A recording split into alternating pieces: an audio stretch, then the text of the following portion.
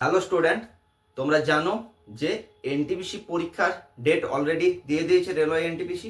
তাহলে দেখো, railway NTPC বা রেলওয়ে যে কোনো এক্সামে গ্রুপ ডি হোক এনটিপিসি হোক, সেখানে কিন্তু জেনারেল সায়েন্স একটা গুরুত্বপূর্ণ ভূমিকা পালন করে। এটা তোমরা প্রত্যেকে জানো, আশা করি যারা অ্যাসপিরেন্ট আছো তারা প্রত্যেকে জানো যে এটা একটা খুব গুরুত্বপূর্ণ ভূমিকা পালন করে। এবারে জেনারেল সায়েন্সের ইন জেনারেল যে কোশ্চেনগুলো আছে সেগুলো তোমরা অনেকে সলভ করতে পারো। যারা আর্টস ব্যাকগ্রাউন্ড থেকে আছো তারাও সলভ করতে পারো, যারা সায়েন্স ব্যাকগ্রাউন্ড থেকে আছো তারা তো পারো। কিন্তু কিছু কিছু এখানে অঙ্ক আসে। ঠিক আছে, কিসের অঙ্ক? না, জেনারেল সায়েন্সের বিশেষ করে ফিজিক্সের কিছু অঙ্ক কিন্তু পরীক্ষাতে প্রত্যেক শিফটে অন্তত দুটো তিনটে প্রশ্ন কিন্তু আসবেই আসবে। ঠিক আছে, যেগুলো তোমরা আর্টস ব্যাকগ্রাউন্ডের স্টুডেন্টরা বেশিরভাগে ছেড়ে দিয়ে চলে আসো। কিন্তু অঙ্কগুলোর মধ্যে কিচ্ছু নেই, যে অঙ্কগুলো আছে সেগুলো খুব সহজ অঙ্ক। জাস্ট সূত্র মনে রাখবে, সূত্র পুট করবে, অঙ্ক হয়ে যাবে, এরকম অঙ্ক। কিন্তু তোমাদের জানা থাকে না বা কনসেপ্ট থাকে না বলে তোমরা অঙ্কগুলো করতে পারো না। এই জন্য আমি রেলওয়ে এনটিপিসির কথা মাথায় রেখে বা রেলওয়ে গ্রুপ ডির কথা মাথায় রেখে আমি কিছু জেনারেল সায়েন্সের যে যে টাইপের অঙ্কগুলো আসে, মানে কম্পিটিটিভ এক্সাম আছে, বিরাট কিছু জটিল প্রশ্ন আসে না, সেই টাইপগুলো আমি একটা একটা করে করিয়ে দিচ্ছি। পরীক্ষা দিতে যাওয়ার আগে এই অঙ্কগুলো মাস্ট তোমরা দেখে যাবে। আমি মোটামুটি ধরো 4-5টা ক্লাস দিলেই মোটামুটি ওই টাইপের অঙ্কগুলো তোমাদের হয়ে যাবে। যে যে টাইপগুলো আছে প্রত্যেকটা একটা দুটো করে যদি আমি করাই তাহলে হয়ে যাবে। ওই 4-5টা ক্লাস কিন্তু মাস্ট তোমাদেরকে দেখে যেতে হবে। তাহলে আজকে হচ্ছে প্রথম ক্লাস। দেখো প্রথম অঙ্কটা কি আছে, দেখো দেখো 10 কেজি ভরের একটি বস্তুতে যখন 20, তাহলে প্রথম অঙ্কটা দেখো কি আছে, পড়ছি আমি আগে। দেখো 10 কেজি ভরের একটি বস্তুতে যখন 20 N মানে 20 নিউটন বল প্রয়োগ করা হয় তখন বস্তুটিতে উৎপন্ন ত্বরণ নির্ণয় করো। দেখো ইন জেনারেল যারা সায়েন্সের স্টুডেন্ট, অনেক সময় যে 9-10 প্রশ্নতে কি আসতো না, এইগুলো সিজিএস একক, এসআই একক, এগুলো বিভিন্ন রকম দেওয়া থাকতো, সেগুলো একই একক কনভার্ট করতে হতো। অপশনগুলো যদি সিজিএস এ থাকতো তাহলে সিজিএস একক কনভার্ট করতে হতো, এসআই থাকলে এসআই একক কনভার্ট করতে হতো। এখানে দেখো দুটোই এসআই এককে দিয়ে দিচ্ছে, মানে অপশন তোমার এসআই এককে থাকবে। ঠিক আছে, সিজিএস এসআই যদি কনভার্সন করতে হয় সেরকম টাইপের আমি পরে অঙ্ক কিছু করি। তো দেখো তাহলে কি বলেছে, তোমার ভর, ভর মানে হচ্ছে এম, এমটা কত বলেছে 10 কেজি। আর কি বলে দিয়েছে বল, বলটা তোমরা ফোর্স এফ দিয়ে লেখো 20 নিউটন, অনেকে পি দিয়েও লেখে। ঠিক আছে, কারণ আমরা যখন পড়েছি তখন পি সমান এম এফ পড়েছি, তোমরা পড়েছো এফ সমান এম এ। যাই হোক, তাহলে ফোর্স বলটা আছে 20 নিউটন, ভর আছে 10 কেজি। কি বার করতে বলেছে? উৎপন্ন ত্বরণ নির্ণয় করো। দেখো এখানে নিউটনের যে দ্বিতীয় গতিসূত্র আছে সেটা এখানে কাজে লাগবে, এইগুলো ধরতে হবে, এইগুলো ধরতে হবে। কি সূত্র আছে না, এফ সমান এম এ, সেকেন্ড ল নিউটনের। ঠিক আছে, তাহলে এফ সমান এম এ, তাহলে এইখানে দেখো এফ দেওয়া আছে, এম দেওয়া আছে, এটা তোমাকে বার করতে হবে। এ মানে অ্যাক্সিলারেশন, অ্যাক্সিলারেশন মানে ত্বরণ। তাহলে এ সমান কি হবে এফ বাই এম। তাহলে এফ এর মান দেখো দেওয়া আছে 20 নিউটন আর এম এর মান হচ্ছে 10 কেজি। এটা দেখো কাটাকুটি করলে কত হচ্ছে 2 মিটার পার সেকেন্ড স্কয়ার। ত্বরণ একক মিটার পার সেকেন্ড স্কয়ার। কারণ এগুলো একক মাত্রা নিয়ে আমি কিন্তু ক্লাস অলরেডি করেই রেখেছি, তোমরা প্লে লিস্টে গিয়ে দেখতে পারো। ঠিক আছে, জেনারেল সায়েন্সের যেটা আমার ফিজিক্স আছে সেখানে আমি একক অলরেডি করে রেখেছি। ক্লিয়ার? প্রথম অঙ্কটা বোঝা যায় কত সহজ। দেখো এত কিছু লিখবোই না পরীক্ষা, আমি তোমাদেরকে বোঝানোর জন্য এটা লিখছি। এফ সমান এম এ সমান এফ বাই এম, মানে 20 কে মুখে মুখে 10 দিয়ে ভাগ করবো, উত্তর 2 মিটার পার সেকেন্ড স্কয়ার। ব্যাস, 30 সেকেন্ডও লাগবে না। ক্লিয়ার? যেগুলো অঙ্ক পড়ে মানে অ্যারিথমেটিক তার থেকেও সহজ, দেখে আশা করি বুঝতে পারছো, জাস্ট একটা ভাগ করা। ক্লিয়ার? নেক্সট অঙ্ক দেখো, একটি বল প্রয়োগের কারণে 3 কেজি ভরের একটি বস্তু 5 সেকেন্ড মানে সেকেন্ডে আর কি, সেকেন্ডে 10 মিটার পার সেকেন্ড থেকে 20 মিটার পার সেকেন্ড বেগে ত্বরান্বিত হয়। এক্ষেত্রে বস্তুটিতে কত বল প্রয়োগ করা হয়েছে, মানে বলটা বার করতে বলেছে। তাহলে দেখো এখানে কি দেওয়া আছে না, 3 কেজি ভরের মানে এমটা দেওয়া আছে 3 কেজি, বস্তুটিতে দেখো 5 সেকেন্ডে 10 মিটার পার সেকেন্ড থেকে 20 মিটার পার সেকেন্ড বেগে ত্বরান্বিত হয়। দেখো তোমাকে যদি এফটা বের করতে হয়, এফ সমান তুমি এই যে একটা কি বললাম এফ সমান এম এ, তাহলে এমটা জানো, এটা জানো না, এটা কোথা থেকে আসবে? এই যে এই ডেটাগুলোর থেকে। তাহলে এ সমান কি, দেখো ভালো করে এখানে দেখো, এ সমান লিখে দিচ্ছি, এ সমান হচ্ছে v minus u by t. Sir ভিটা কি আর ইউটাই কি? না, ভি মানে হচ্ছে অন্তিম বেগ, মানে শেষে যে বেগটা যেটা বৃদ্ধি পাওয়ার পরে হচ্ছে সেটা হচ্ছে ভি, আর ইউটা হচ্ছে প্রাথমিক বেগ। তাহলে অন্তিম বেগ থেকে প্রাথমিক বেগ এই দুটোকে বিয়োগ করে সময় দিয়ে ভাগ করলে আমি ত্বরণ পাবো। ত্বরণ মানে কি? একক সময়ে বেগের পরিবর্তন, তাই তো? বেগ কতটা পরিবর্তন হচ্ছে একক সময়, সেটা হচ্ছে তার ত্বরণ। তাহলে ভি মাইনাস ইউ, ভি দেখো কত আছে 20, আর ইউ কত আছে 10, তাকে টি মানে সময় 5 দিয়ে ভাগ করলে আমি ত্বরণ পেয়ে যাব। কত পাচ্ছি এখানে 10, 10/5 মানে 2 মিটার পার সেকেন্ড স্কয়ার। তাহলে দেখো এ পেয়ে গেছি, এফ এম তো আগে জানি, এফ বার করবো কি করে, 3 × 2 = 6।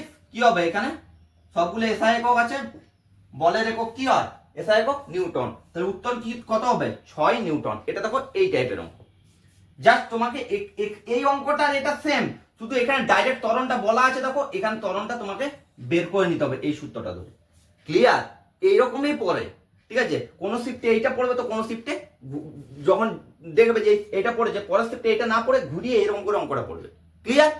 নেক্সট দেখো, যদি 750 N মানে নিউটন এর একটি ধাক্কা 5 মিটার স্কয়ার এলাকায় প্রয়োগ করা হয়, তবে এক্ষেত্রে চাপ নির্ণয় করো। ঠিক আছে? তাহলে দেখো 750 নিউটনে একটি ধাক্কা, ধাক্কা মানে কি? ধাক্কা মানে বল, বল প্রয়োগ করছি। তার মানে 750 নিউটন কি বল, মানে ফোর্স কত হচ্ছে 750 নিউটন। আর 5 মিটার স্কয়ার এলাকা, এলাকা মানে কি এরিয়া, মিটার স্কয়ার দেওয়া আছে ক্ষেত্রফল, তাহলে ক্ষেত্রফলটা এ কত আছে 5 মিটার স্কয়ার। ক্লিয়ার? তাহলে দেখো চাপ সমান কি জানো, যারা প্রথমের দিকে ক্লাসগুলো দেখেছো আমি একক মাত্রাতে ওখানে সূত্রগুলো সব বলে দিয়েছি, ওই ক্লাসটা কিন্তু দেখো, মাস্ট দেখো, প্রত্যেকেই দেখো। ঠিক আছে? ফিজিক্সের যে একক মাত্রা আমার মনে সম্ভবত দুটো ক্লাস আছে, যে পার্ট 1 পার্ট 2, ওই দুটো ক্লাস মাস্ট দেখতে হবে তোমাদেরকে। ওখান থেকে অনেক কিছু তুমি জানতে পারবে, অঙ্কগুলো করার ক্ষেত্রে অনেক সুবিধা হবে। দেখো তাহলে এফ এইটা, এরিয়া এইটা, তাহলে দেখো চাপ মানে কি বল ডিভাইডেড বাই ক্ষেত্রফল, বল বাই ক্ষেত্রফল তাকে চাপ বলে। একক ক্ষেত্রফলে প্রযুক্ত বল, একক ক্ষেত্রফলে প্রযুক্ত বল, তার মানে বল ডিভাইডেড বাই ক্ষেত্রফল। তাহলে বল কত আছে 750 নিউটন, ক্ষেত্রফল কত আছে 5 মিটার স্কয়ার, তাহলে বল চাপ সমান বল ডিভাইডেড বাই ক্ষেত্রফল, তাহলে কত হচ্ছে 150। ইউনিট কি হবে, ওই জন্য বলছে ক্লাসগুলো খুব ইম্পর্টেন্ট, ইউনিট অনেক সময় আলাদা দিতে পারে। ঠিক আছে? 150 নিউটন দিয়ে দিল, 150 পাস্কাল দিয়ে দিল, যে কোনো কিছু 150 হার্জ দিয়ে দিল, তাহলে এখানে কি হবে 150 পাস্কাল, কারণ হচ্ছে চাপের এসআই একক হচ্ছে পাস্কাল। ক্লিয়ার? বুঝতে পারবে যে তিনটা অঙ্ক দেখে নাও। সূত্রগুলো দেখো, সূত্রগুলো ভেরি ভেরি ইম্পর্টেন্ট। ঠিক আছে? তাহলে এইখানে দেখো চাপের সূত্রটা কি, চাপের সূত্রটা হচ্ছে F/A। ঠিক আছে? চাপ মানে হচ্ছে F/A। ক্লিয়ার? তাহলে আজকের ক্লাসের 4 নাম্বার অঙ্কটা কি আছে দেখো, পড়ছি আমি। 1 মিটার পার সেকেন্ড স্কয়ার ত্বরণের কারণে একটি নির্দিষ্ট সময়ের মধ্যে একটি বস্তুর বেগ 15 মিটার পার সেকেন্ড থেকে 20 মিটার পার সেকেন্ড পর্যন্ত বৃদ্ধি পায়। সেই সময়ের মধ্যে বস্তুটির সরণ নির্ণয় করো। ভালো কথা বল, সরণ মানে ডিসপ্লেসমেন্ট। স্থিতিগতি যে চ্যাপ্টারটা আমি পড়িছি না, ওই ক্লাসগুলো তোমাদেরকে দেখতে হবে, ওখান থেকে দেখো এই প্রশ্নটার উত্তর হবে। ঠিক আছে? জেনারেল সায়েন্সের ক্লাসগুলো দেখো। ঠিক আছে? আমি তো বেশি দিন শুরু করিনি, যে যে ক্লাসগুলো করেছি সেগুলো দেখো, ওখান থেকে কিন্তু তোমরা অনেকটাই উপকৃত হবে। ঠিক আছে? ওইগুলো প্লে লিস্টে গিয়ে জেনারেল সায়েন্সের ক্লাসগুলো কিন্তু মাস্ট দেখে যাও, প্রত্যেকটা ক্লাসেই দেখো, প্রত্যেকটা ক্লাস থেকে উপকৃত হবে। কিন্তু যেহেতু এখন রেলওয়ে পরীক্ষা দিতে যাচ্ছ, জেনারেল সায়েন্সের ক্লাসগুলো মাস্ট দেখো। ঠিক আছে? দেখো তাহলে কি বলেছে, ত্বরণ বলে দিয়েছে, ত্বরণ মানে এটা বলে দিয়েছে 1 মিটার পার সেকেন্ড স্কয়ার। ঠিক আছে? এরপর দেখো একটি বস্তুর বেগ 15 মিটার পার সেকেন্ড থেকে 20 মিটার, মানে প্রাথমিক বেগটা কত বলেছে 15 মিটার পার সেকেন্ড, অন্তিম বেগটা ভিটা কত বলেছে 20 মিটার পার সেকেন্ড। এখান থেকে তোমাকে বের করতে হচ্ছে সরণ, সরণটা ইন জেনারেল এস দিয়ে লেখা হয়, এস।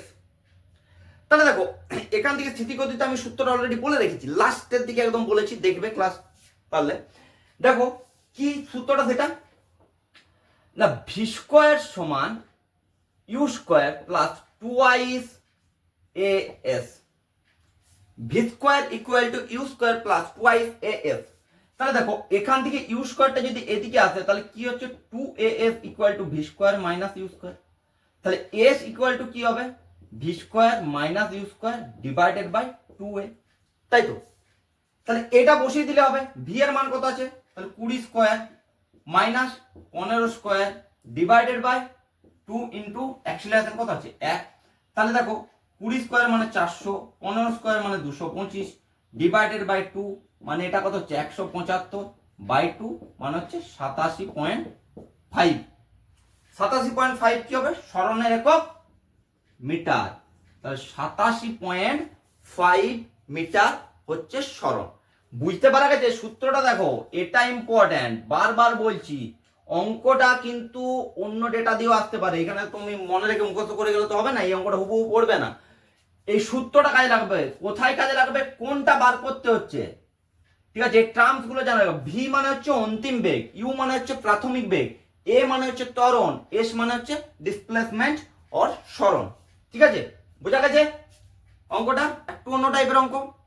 আচ্ছা, এরপর দেখো পরের অঙ্কটা শব্দ বলে যে চ্যাপ্টার আছে সেখান থেকে, এটা আমার কিন্তু এখনো পড়ানো হয়নি, কিন্তু অঙ্কগুলো যেগুলো আসার কথা, ঠিক আছে, যে যে টাইপের আসে সেগুলো আমি করানোর চেষ্টা করাচ্ছি।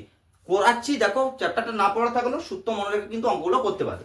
দেখো 250 মিটার পার সেকেন্ড গতিতে 2 মিটার তরঙ্গ দৈর্ঘ্যের একটি শব্দ তরঙ্গের পর্যায় কাল কত, ঠিক আছে। এখন তোমাকে পর্যায় কালটা বের করতে হবে। পর্যায় কালকে ইন জেনারেল টি দিয়ে লেখা হয়, ঠিক আছে, টি দিয়ে লেখা হয় পর্যায় কালকে। আর তরঙ্গ দৈর্ঘ্যকে লেখা হয় এইরকম একটা চিহ্ন আছে, চিহ্নটার নাম হচ্ছে, সায়েন্সের স্টুডেন্টরা জানে, আর্টসের স্টুডেন্ট দিকে বলছি, এটা হচ্ছে ল্যামডা, এটা ল্যামডা বলা হয়, ঠিক আছে। এটা হচ্ছে তরঙ্গ দৈর্ঘ্য, ঠিক আছে। 250 মিটার পার সেকেন্ড গতিতে মানে এখানে বেগ, মানে এখানে একটা ভি বলেছে। তা দেখো ভিটা কত বলেছে, ভিটা বলেছে 250 মিটার পার সেকেন্ড, তরঙ্গ দৈর্ঘ্য কত বলে দিচ্ছে 2 মিটার, বের করতে বলেছে তোমাকে টি, বের করতে বলেছে তোমাকে টি। ভালো করে এখানে লক্ষ্য করো, সূত্রটা কিন্তু এখানে তোমাকে মনে রাখতে হবে, মাস্ট। যে সূত্রটা তোমাকে এখান থেকে মনে রাখতে হবে সেই সূত্রটা হচ্ছে এই যে, এটা হচ্ছে কি ভি, ঠিক আছে। সূত্রটা হচ্ছে লিখছি আমি, টি তরঙ্গ পর্যায় কাল বের করছি, t equal to lambda by v. ভালো করে দেখো, t equal to lambda by v. তাহলে এখান থেকে তুমি কি পাবে, ল্যামডার ভ্যালু কত, এখানে ল্যামডা 2 মিটার আর ভি এর ভ্যালু 250, 2 কে 250 দিয়ে তুমি যদি ভাগ করো দেখবে দশমিকের ভাগ হবে 0.008। পর্যায় কাল বার করতে বলছে, মানে এটা একক হবে সেকেন্ড, 0.008 সেকেন্ড পর্যায় কাল। সূত্র হচ্ছে টি সমান lambda divided by v. Clear? বুঝতে পারা গেছে? টি সমান ল্যামডা। অ্যাকচুয়াল সূত্রটা যেটা কোথা থেকে এসেছে জানো, সেটা একটু বলে দিই তোমাদেরকে। সূত্রটা হচ্ছে V equal two F into lambda, V equal two F into lambda, ঠিক আছে। এরপরে দেখো এই এফ সমান হচ্ছে 1 বাই টি, তাহলে ভি সমান 1 বাই টি ইন্টু ল্যামডা, টিটা এদিকে গেলে কি হচ্ছে, টি সমান ল্যামডা ডিভাইডেড বাই ভি।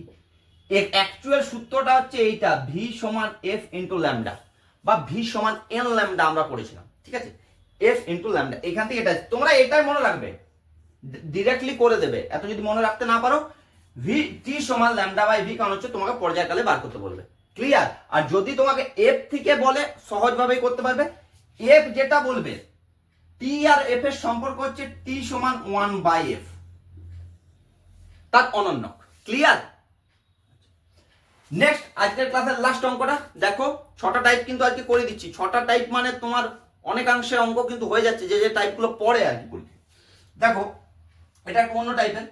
একটি বৈদ্যুতিক সরঞ্জামের 12 ভোল্ট বিভব পার্থক্যের মধ্য দিয়ে যদি 0.4 এ মানে অ্যাম্পিয়ার 0.4 অ্যাম্পিয়ার প্রবাহ মাত্রা যায় তবে সরঞ্জামটির রোধ কত, ঠিক আছে, রেজিস্ট্যান্স কত।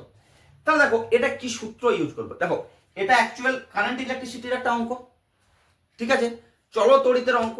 এগুলো মাধ্যমিকে ছিল, যারা পড়েছো তাদের যদি মনে রাখার চেষ্টা করতে তাহলে দেখো মনে করতে পারবে। কি আছে, এটা হচ্ছে ওহমস ল দিয়ে পড়েছে। ওহমস ল কি ছিল, ওহমস ল এর গাণিতিক রূপটা কি ছিল, v equal to I R. লিখি, ওহমস ল ছিল v equal to I R, I into R. এখানে ভি মানে হচ্ছে বিভব পার্থক্য, আই মানে হচ্ছে কারেন্ট বা প্রবাহ মাত্রা, আর আর মানে হচ্ছে রেজিস্ট্যান্স বা রোধ। বার করতে বলেছে আমাকে রোধ, তাহলে আর ইকুয়াল টু কি হবে, ভি ডিভাইডেড বাই আই, বিভব পার্থক্য ডিভাইডেড বাই প্রবাহ মাত্রা। তাহলে বিভব পার্থক্য আমার কত আছে 12, প্রবাহ মাত্রা আমার কত আছে 0.4, দশমিক তুললে এখানে 10 হলো, 4 3 12 হলো, উত্তর কত হলো 30।